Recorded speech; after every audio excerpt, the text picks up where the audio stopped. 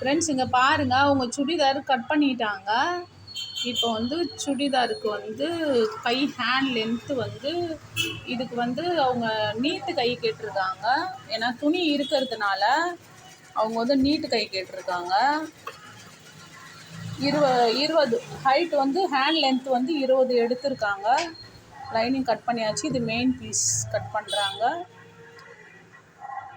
Students cut பண்ணுறாங்க. Friends பாருங்கள்,